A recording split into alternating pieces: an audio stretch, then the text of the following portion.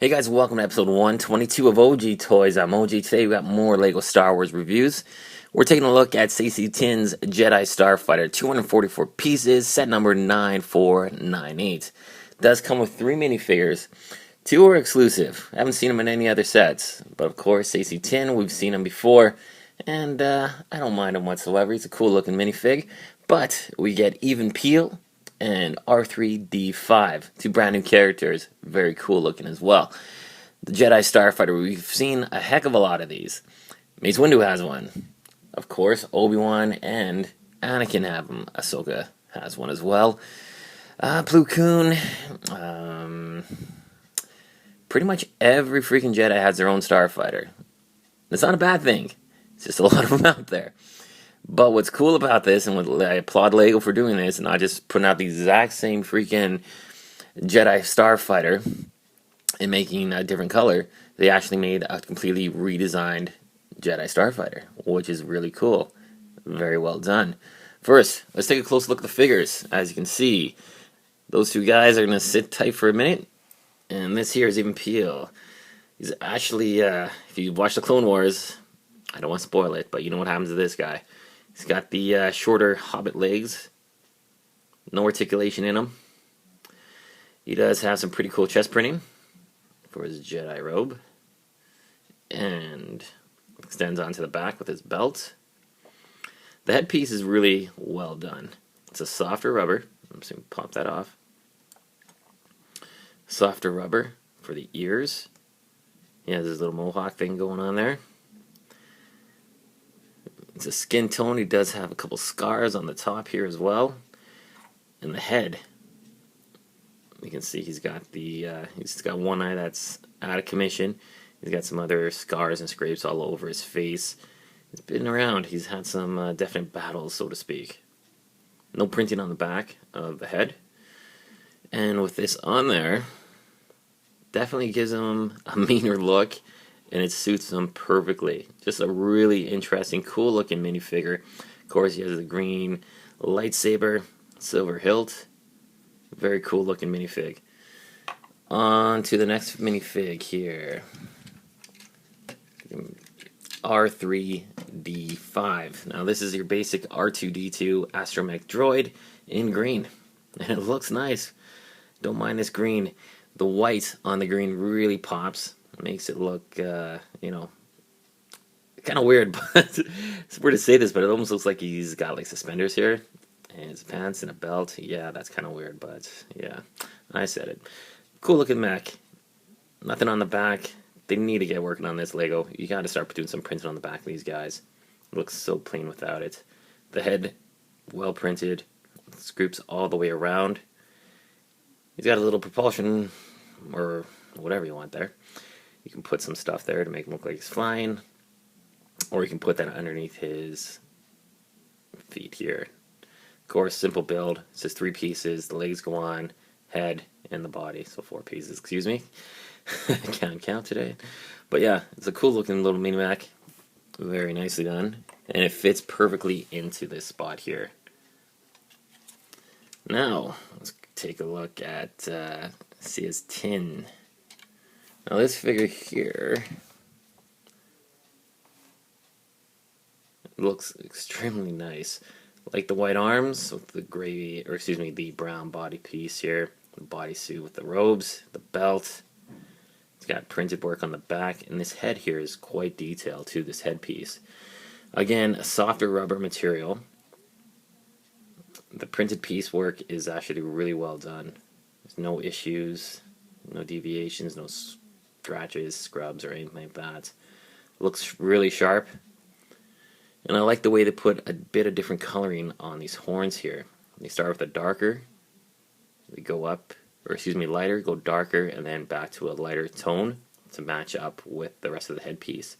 Really well done. And for the figure's face, get a closer look. It kind of looks like a Mandalorian with his eyes further spread apart. Nothing on the back of the head. And of course, with this on, you get a very different looking figure. Really nice looking minifig. And of course, you can store his lightsaber right here. I like the way they added that. You know, if they didn't give a compartment for it, at least they can store it on the bottom of the ship.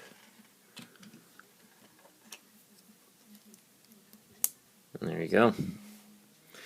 Now, I do have the original guy that came with the Jedi shuttle, and I'll show you the comparison here.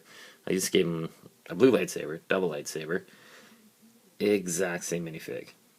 No deviation, no variation whatsoever.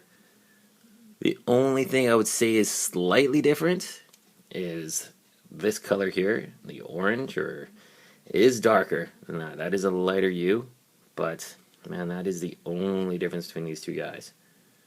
So, there you go. Now the ship itself, I was quite impressed with.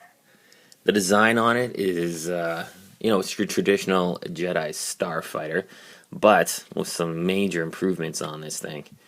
Now the wing pieces here, of course, they can move. You can position them up or down, but I prefer, of course, to keep them down like they're supposed to be. You have flick fire missiles. You got 4 of them, actually. You got 2 on the underbelly, 2 on the front. You got your landing pod, or excuse me, landing gear here, which of course is fully retractable into the up position. And if I can just get that straight, there you go, completely hidden.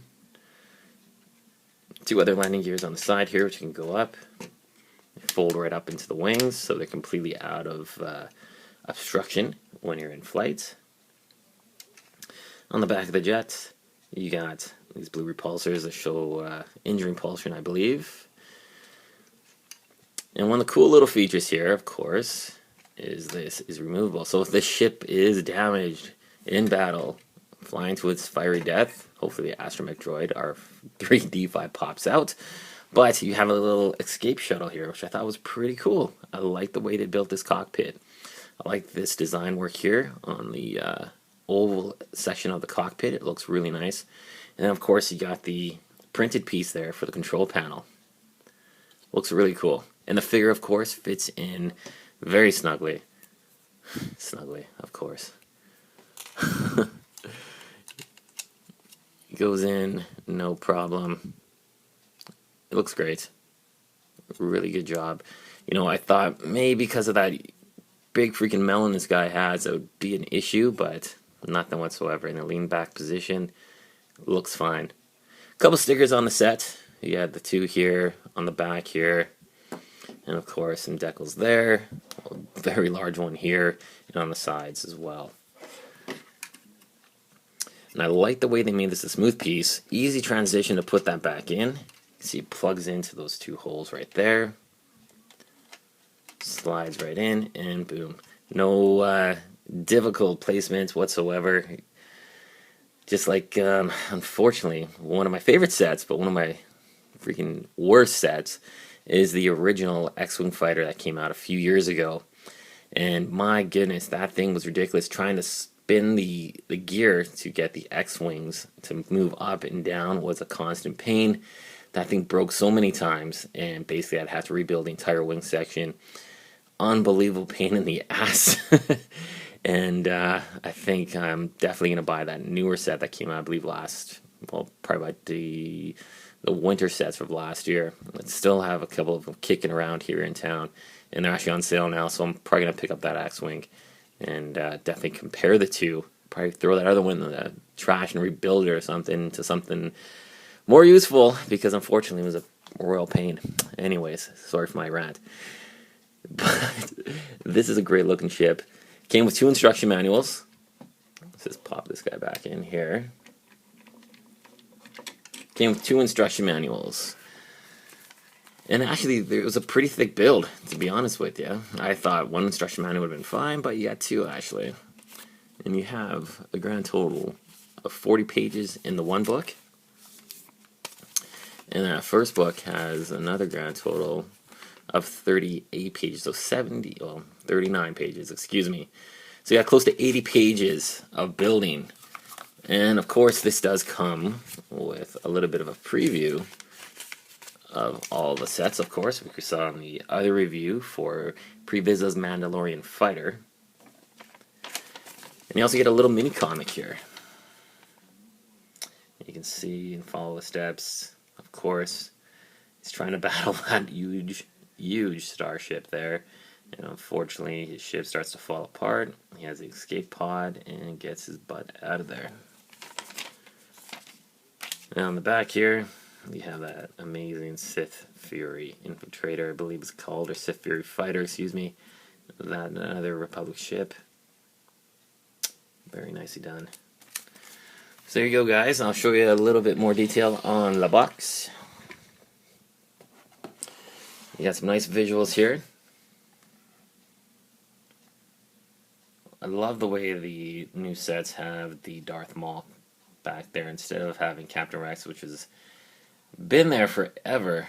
It's nice to see a bit of a change. It looks very sharp. And on the back of the box here, this gives you some more fine details about the ship, the escape shuttle, the landing gears, the astromech droid that fits in. Just a really nice set. I got this set too at a fairly good price. It was on sale. Toys R Us here, my local Canadian Toys R Us, had a pretty awesome sale on Star Wars stuff. I picked this up with a couple other sets as well. Got this one for about $30.